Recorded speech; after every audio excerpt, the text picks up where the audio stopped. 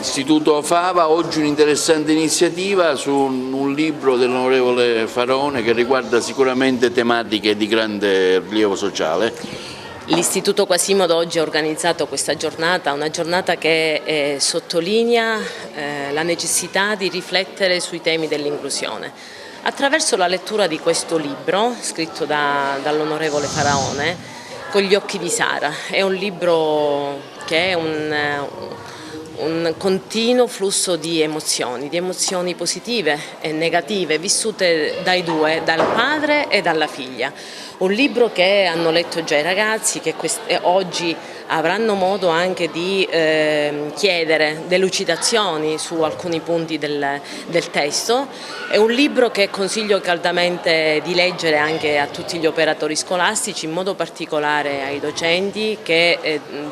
per loro deve costituire una guida per chi vuole lavorare a scuola, non solo con i bambini in difficoltà, con gli alunni in difficoltà, ma con tutti gli alunni, perché è davvero un testo molto bello, forte, emozionante, ma che dà davvero un'impronta positiva nel cuore soprattutto delle persone che vogliono aiutare questi ragazzi con bisogni speciali.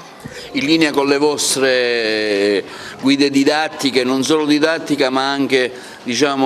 questo tipo di cultura, no? Assolutamente, l'Istituto Quasimodo è da tempo un istituto che comunque ha puntato l'attenzione, gran parte delle attività che sono inserite nel PITOF, nell'ampliamento dell'offerta formativa, volgono e centrano l'attenzione sui temi dell'inclusione, inclusione che chiaramente a 360 gradi deve riguardare tutte le attività che vengono messe in atto nella scuola, nelle classi con i ragazzi. E devo dire che questo è un input in più, ci dà di nuovo una marcia in più, ci fa mettere di nuovo la prima nella nostra macchina organizzatrice, nella nostra macchina progettuale, ci dà la possibilità comunque di riflettere su quello che è il tema non solo dell'inclusione ma soprattutto quello dell'affetto, della carica affettiva forte che c'è non solo chiaramente tra un genitore e una figlia, in questo caso quello descritto nel libro, ma anche nel rapporto forte che ci può essere tra un docente, il suo alunno e tutti gli operatori chiaramente che lavorano attorno a questi ragazzi. È semplicemente un'occasione per promuovere l'inclusione che già nelle scuole viene praticata. Naturalmente si può migliorare perché molto spesso le scuole, ma comunque la società in genere, sono ambiti e luoghi in cui non si riesce a praticare l'inclusione, per cui riuscire a parlare con i ragazzi, con gli insegnanti, partendo da un libro, da una storia personale, ma anche dal racconto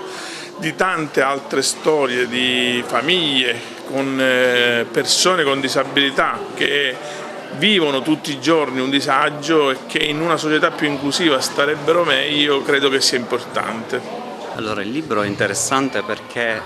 solitamente siamo abituati a considerare la persona con dei bisogni educativi speciali, in questo caso una persona con autismo, sempre la persona a cui dare. Invece no, il libro evidenzia bene come la persona con autismo è una persona da cui ricevere, no? Quindi i coetanei ricevono, ma ricevono anche gli insegnanti, gli educatori. È bello il libro di Faraone proprio per questo, perché è pur vero che io rispondo a un bisogno educativo speciale, ma quella persona sta rispondendo a un bisogno esistenziale speciale mio, quindi questa è la cosa importante ed è bello per questo il libro.